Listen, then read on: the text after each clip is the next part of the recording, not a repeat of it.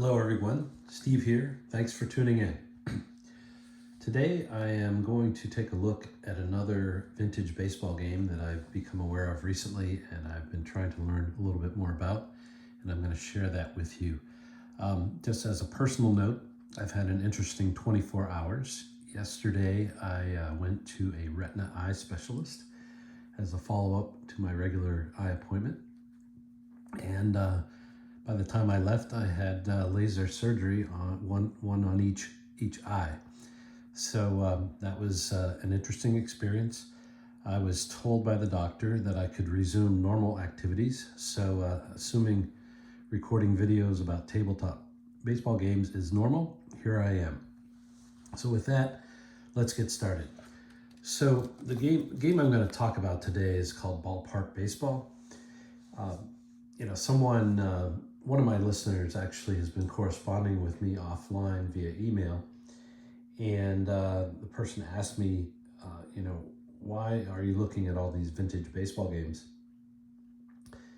So, he asked, are you looking for the perfect game?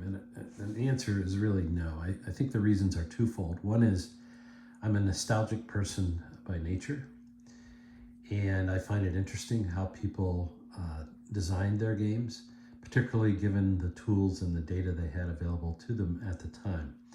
And Ballpark Baseball definitely fits that bill in terms of what they did and how they did it and when they did it. So Ballpark Baseball, as you can see by this, it didn't come in a box, as best I can tell. But instead, they had what they called their playbook, and it was about 30 or maybe more pages of typewritten or written material describing how the game was played. Just for fun, I captured the obligatory marketing statement. I find these interesting. I may do a video about these someday. But it says, when the cards, individual ballpark charts, and playbook are used together fully, Ballpark Baseball mirrors more closely than any other simulated game of baseball what actually takes place on the diamond. And I don't know, maybe that's true, maybe not. We'll see. So, Ballpark Baseball. So, Ballpark Baseball was developed in 1957 by Charles Seidman. He was a professor at Kansas University at the time. And at some point this game was commercialized, probably in the late 50s. I will say, and you'll see this in my comments, that I think the game was designed primarily for head-to-head play. Not to say it couldn't be played solitaire, but as with most sims, there's a bit of a challenge in terms of game design, and particularly as it relates to manager decisions. And the more decisions that are available, I think the more the game is attuned to head-to-head play. So when this game was developed, it ended up being played by a group of people at a restaurant named The Ballpark, where people could come, have a sandwich, play a game, play in a league, what have you. And this was in Lawrence, Kansas, where Dr. Seidman was located, and that opened in 1971, and as best I can tell, lasted about 5 years as a restaurant. We'll talk about this later, but Bill James provided input on the game, and the game did have some improvements over the years. I don't really have a timeline for those improvements, but that was definitely the case. Eventually the cards and the charts were computer generated. I'm guessing that Excel was the primary tool, but if you do some reading in more recent years, I know they were engaging the help of a computer programmer, and there's references to the program having 15,000 or 20,000 lines of code. Maybe a little bit more on that later. So we'll find out today that Ballpark Baseball has many advanced features. However, some people say the game flow leaves something to be desired. I think the reality is with any game, you might have a trade-off between complexity and the flow of the game. And depending on what features you use here, in this particular game, I think that is true. I didn't do a flow chart, but I think in some instances you could have up to 3 dice rolls or random number selections to get to a result. But in many other cases, you'll get the result on the very first try, and we'll see that in a minute. So unlike Be a Manager, which I reviewed a few days ago, Ballpark Baseball has quite a following on the internet. There's a Delphi page dedicated specifically to Ballpark Baseball, and I'll provide a few more resources here in a minute. There was an aficionado of Ballpark Baseball named Bill Priester, and he did a lot to support and encourage people to play this game. He did his own playing guide, I guess you could say, which is meant to complement the so-called playbook or instruction manual. There's been a lot of criticism of the instruction manual itself, that it's not very well written. I think it's one of these games that once you learn it, you've got it down pat, but getting there may be a bit of a challenge at first. I've been studying it for a few days. I feel like I have a pretty good idea for it. I haven't tried playing it, but I can kind of see how it works. Probably the big news here, though, is Dr. Sidman, I think, is around 90 years old, and he and his brother, I believe, own the company that publishes Ballpark Baseball. And at some point, I think it was actually for sale, but the sale did not end up being consummated. Unfortunately, Ballpark Baseball, at least as a commercial enterprise, appears to be on hold, and so you really can't buy any more teams from the company or what have you. So that's where we are. My hope here is that this video will do a little bit to keep Ballpark Baseball alive, just because it does have a following. It is part of our gaming history, if you will. And so I put together this list of resources. The main company website, which I'll show you in a second, the URL is listed there. And for some reason, my printer is trying to calibrate in the background, so apologize for that distracting noise. It'll be done in a second. I mentioned Delphi Forum. That URL is shown there. There is a presence on Board Game Geek, and I think there's a few forum postings, and I'm not sure if there's any downloads available that would be helpful. Actually, maybe there are. Maybe that's where I got the Bill Priester game guides that supplement the main instruction manual. If you're here, you know about my YouTube channel, so we're not going to talk much about that. Definitely want comments. You can like and subscribe. That's all good, but comments are what keep, I think, these things interesting, and help us all learn more about these games. So, Ballpark Baseball website.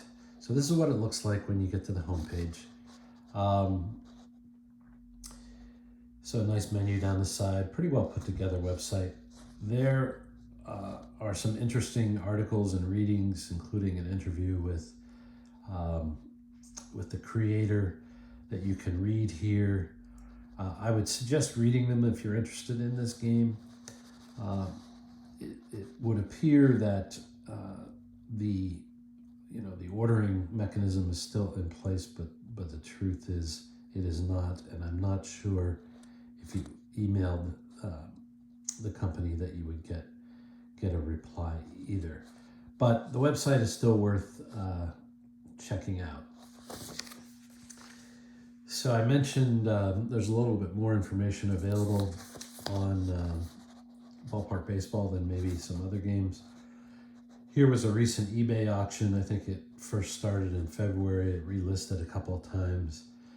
I put in a ridiculously low bid, got rejected. Ultimately, this person sold his 12 teams for the original listing price of $105. I think with shipping, you would end up paying about $10 a team. These teams were from 1981. So once in a while, you'll see something on eBay here. Like many other vintage games, it seems the collector interest and nostalgia interest has driven up the prices of some of this old material, although I believe there was a lot more of this out there in the hobby than say Be a Manager or some other games. So let's talk about the game. So we're gonna start with the picture card, and I apologize that this picture is not the best. There's another one we'll look at later on if you really want to study the card in detail, but I'll talk at a high level. So at the top we have obviously the player's name, the year, the season, pitching handedness and endurance factor, ERA, a fielding rating, a hold rating, and then some other statistics on the right. In this case, 1981 Jim Palmer. So the key design of the card here is that it's divided in half. So you have the left-right splits. So the left side of the card is against the left-hand batter, and of course the right-hand side of the card is against the right-hand batter. But within that split, there's a further split where there's a column of results when no runners are on, and then there's a column of results when runners are on base. And I guess this is analogous to maybe what Strat does in its clutch rating or some other games. I think I did a video on Pennant Drive, and there's just a different result if runners are on base. I think the idea is that would allow the results to more accurately reflect ERA in the case of the pitcher, or RBIs in the case of the batter. What I don't know is to what extent the creators, at least originally, had the right data in order to be able to accurately distinguish between performance with runners on base and not. But at least from a design standpoint, it is kind of interesting. I know one of my loyal listeners is a big believer in carding or sims having the capability to reflect performance with runners in scoring position, and to some extent this one has done it. In order to get a pitching card, the pitcher had to have had 29 innings pitched or more in one or the other leagues. Otherwise, they didn't get a card. I tend to somewhat agree with that, but that's subject of the next video. There's all kinds of result codes here. I'll show you what they look like here in the next slide. All these white dots that I put on here are indicative of needing to go to the ballpark chart in order to resolve the result. And it's not just ballpark features, we'll see in a minute, but it's also defensive checks and so on. So in the case of this first column here, there I think are 8 dots, which if I did my math right, would comprise 32% of the potential results here on the pitcher card. There are 25 results on the pitcher card. There's 25 results or dice rolls, if you will, on the batter card. And so it uses a 1 to 50 system for the numbers, and half are on the pitcher card, half on the batter card. So it's on the surface a true 50-50 system. I say on the surface because we'll talk about the exception later. So I put the word control at the bottom here. There's a section of the pitcher card and the batter card that you have to check at each plate appearance in order to determine if the result on the opposite player's card stands or not. In other words, there's some integration, despite being a 50-50 system, there's some integration between the pitcher card and the batter card, and I'll explain that more in a minute. So I think that's probably enough on the current pitcher card. You'll see a cleaner version here in a bit later in the video. This is a sample batter card. It's 1981 Carlton Fisk. Again, you can see some similar information, but there's games played. There's a separate base running and stolen base rating. I think each of those are on a 1 to 8 scale, and I think lower is better. There are fielding ratings. Now, since Fisk is a catcher, his ratings are off to the right, but for any position that the player played, they should have a fielding rating, and if they were an outfielder, they'll get an outfield arm rating.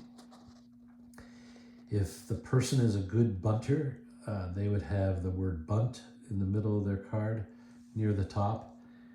So it's really kind of binary. You're either a good bunter or you're not. And honestly, that might be good enough in terms of ratings. Card is laid out the same way. Left-hand pitcher against left-hand pitcher on the left, against right-hand pitcher on the right. 4 total columns, as we described before. And as you can see, maybe a little bit better here, but the random numbers or the dice rolls or whatever go from 1 to 25 on the batter card. Again, there's 4 dots here, if I counted correctly, where the control or the check of the result would need to go on to the ballpark chart. So a little less than the pitcher for some reason. I didn't check every column to see if that's consistent. In fact, I haven't done any of my traditional mathematical analysis on this game at all beyond just those 4 dots that I described. With that, let's talk about the card symbols. So these are all the primary symbols that you would find on the pitcher and batter cards. Feel free to pause the video and read them. It's much of what you would expect, but they have 4 different types of singles, which you see in the top middle of the page here.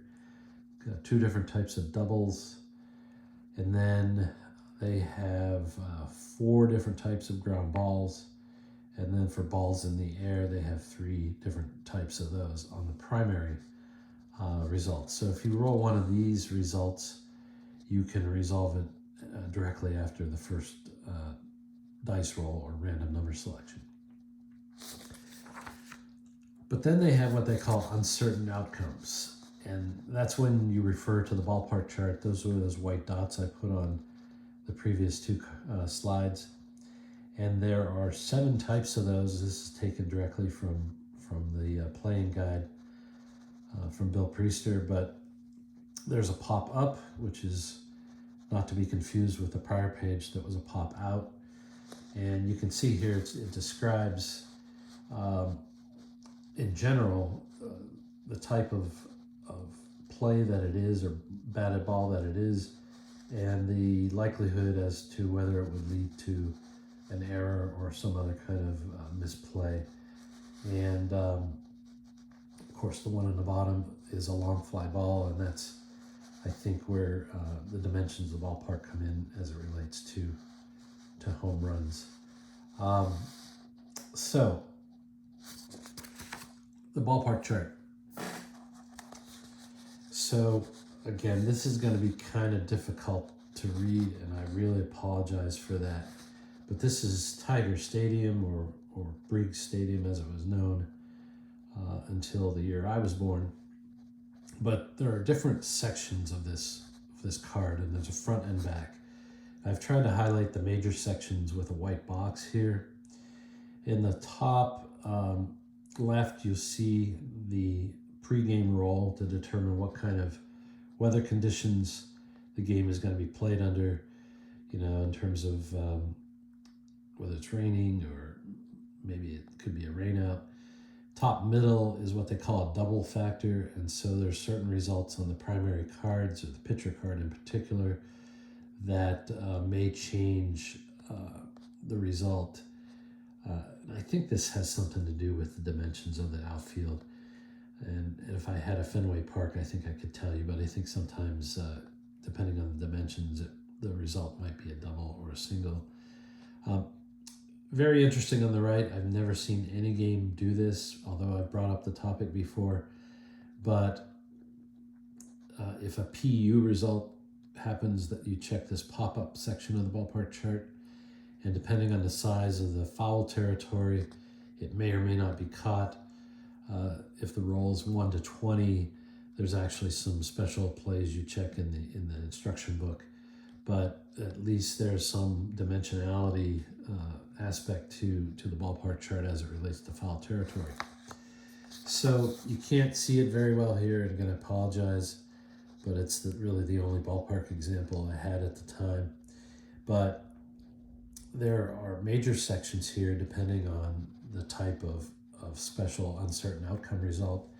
There are 9 columns on this chart, and they relate to which fielding rating you need to check, or which fielding rating applies, I guess I would say.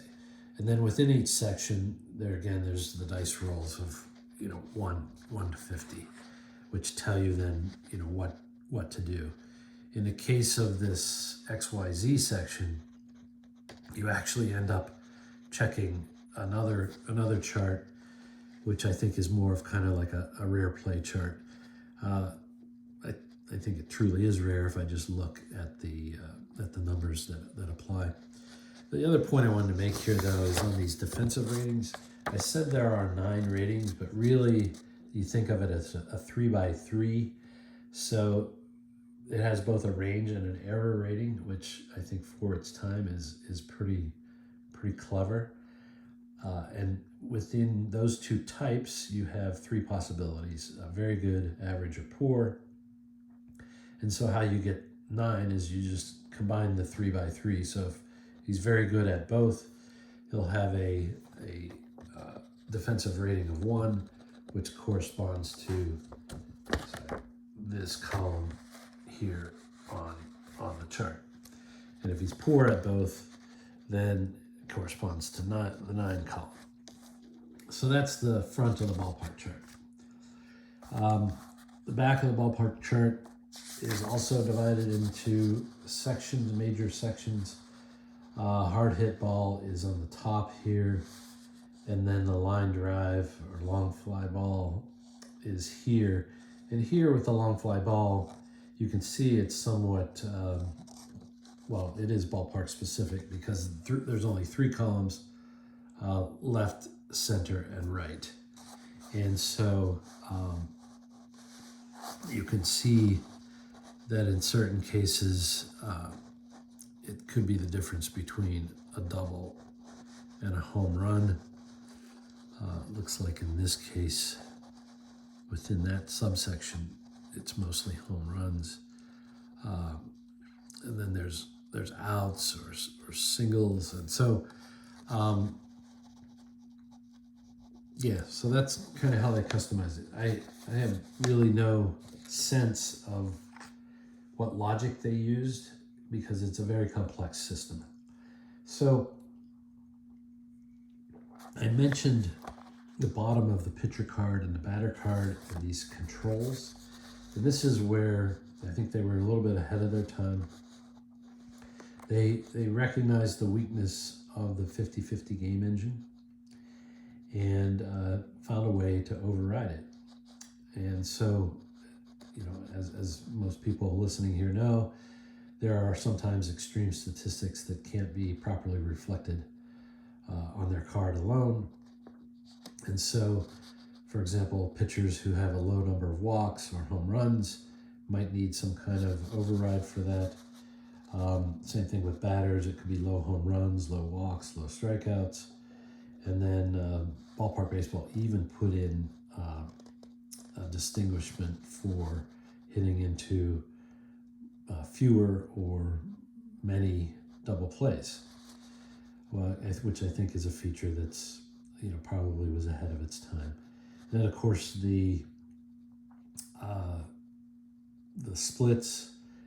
I haven't seen this, but if the left-right splits are extreme, they can use that control section at the bottom of the cards to affect that. So I chose a few cards that I happen to have access to, and this is Jose Macias, 2005 Chicago Cubs. As mentioned before, you can see he has a good bunting rating at the top. You'll see over in the top right here too, his stats. And just the way those stats are formatted led me to believe maybe these cards were generated with Excel at the time. I don't know, but the reason why I focused on that is because there is a pretty easy way to format that so it looks a little more traditional. The fielding ratings, since he's not a catcher, the fielding ratings are over here. He's an infielder. And then the 4 columns of results. But at the bottom, what you need to do when you roll a result is you need to check, regardless of which card it came up on, the batter card or the pitcher card. If it comes up on the batter card, you need to go over to the pitcher card, choose a new random number from 1 to 50, or roll the dice as the case may be. And then you can see here that there's a modifier. So if the pitcher card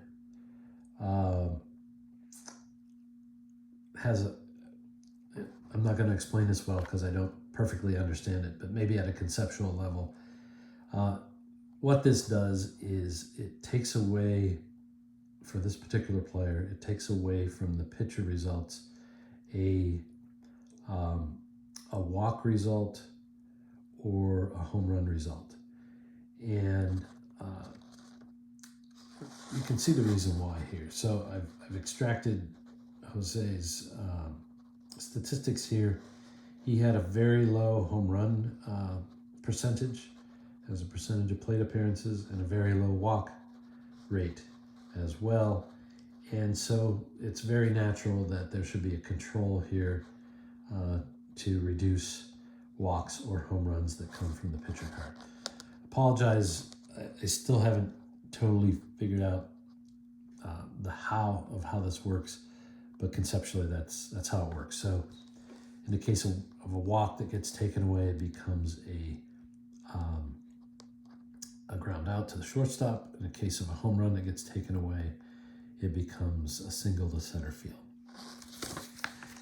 There are also controls on the pitcher card. I meant before I go to the pitcher card, there are pitcher hitting cards, and this happens to be one from the 1909 Pirates.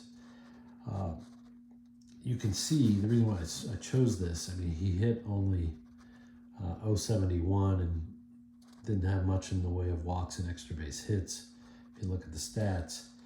But his card is full of controls, and let's look at the left for a second. But basically, any home run on the pitcher card gets taken away. Any of the 2 types of singles there turn into pop outs, and then for some reason the double plays become regular ground outs. And then there's some other ones you see on the right here that reduce the number of walks that come from the pitcher card and reduce the number of so-called dot hits as well. Again, the point is here not to try to explain the how, but more the what.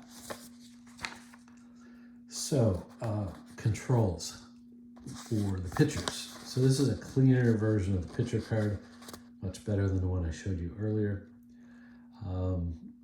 this pitcher for the Pirates in 1909, pitched 7 innings.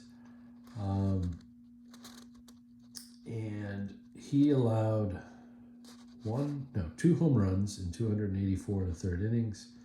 So of course the control you see here on the bottom left is taking away most of the home runs from the batter card and turning them into singles. So basically, what's 48? 96% of the home runs become singles. Every pitcher card has this control over here in the lower right, and I don't really get it, but it would seem to indicate that there's a difference between the first inning and the rest of the innings. And what it basically says, I think, is there's a couple types of singles that from the second inning on, if there's nobody out, those singles become outs. And I may be wrong, but this would seem to imply that the pitcher gets more effective after the first inning. And I think that's generally believed to be not the case. Although, that's open to debate, and maybe today's not the day to debate it. I mentioned the game is very complex. There's all kinds of other features. So you can, as the offensive coach, you can determine whether your runners just have a normal amount of aggressiveness, whether they're passive or wait and see, or if you're extremely cautious, you can actually kind of coach them to hold, and that's quite interesting, I guess. There are 5 infield placements, which you see here. Sometimes games have 2. There are even outfield placements, which I did not list here, I don't think. So you can see that this game had a lot of complexity and a lot of features built into it. Of course, my nature is to see whether or not I could, if I wanted, figure out or reverse engineer this game. I think on some level the answer is yes, I could, but whether I could be true to the spirit of the original game, I don't know. I would have a pretty big struggle coming up with a ballpark card that is truly reflective of the ballpark. I think the game had a generic ballpark card, and so what I would probably do is start with that one, and then if I knew of something specific that was unique to the ballpark, then I would tweak that. But this game is a bit complex. So I mentioned before about Bill James, and I'm going to close with this. Hold your applause. So Bill James, I think, must have lived in Lawrence, Kansas, because he actually played in the Ballpark Baseball League that I mentioned earlier.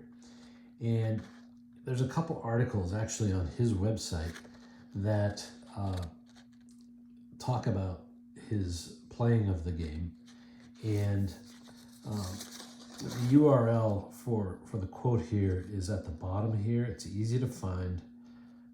BillJamesOnline.com, ballpark and me with underscores dividing the words. And this isn't actually that old. It's December 2021. So as of this recording, it's a little over 3 years old. And I'll try to hold this up here, but it might be easier for you to go and read the article itself. I've just excerpted a couple paragraphs here, but it provides a pretty good perspective from somebody who I respect as it relates to the game. And he kind of is applauding in the first paragraph, he's kind of applauding the complexity to some extent. The fact that that you can't easily look at the player cards and know exactly what the outcomes are going to be is actually something he likes. Other people, I think Strat and apba players may feel differently. I think for Strat, it's kind of nice to be able to look at the card and visually get an idea whether it's a strong card or not. And I know in apba it's a really big deal in terms of what's placed on the card and where it's placed. This game does not have that. But the last paragraph I thought was pretty interesting. I know it's kind of hard to read here, but you know, he says he still doesn't completely understand how the game fits together. And Bill James is a pretty good analytical mind when it comes to baseball. You know, there is always the question, is the game realistic? I think realistic in the sense of portraying how baseball is played, it seems to be. Whether that realism comes from statistical accuracy, I don't know, and I'm not really inclined to do any more work to find out, even though I'm curious. But it is complex. So, if you're looking to do a quick play game, I don't think this game is that game. If you made it this far, thanks for listening. I hope you found this interesting. I hope there's some way to keep this game alive for those who are interested in it. And again, comment if you know anything about this game, if you have any comments about the video. Any feedback is always appreciated. Take care. Bye.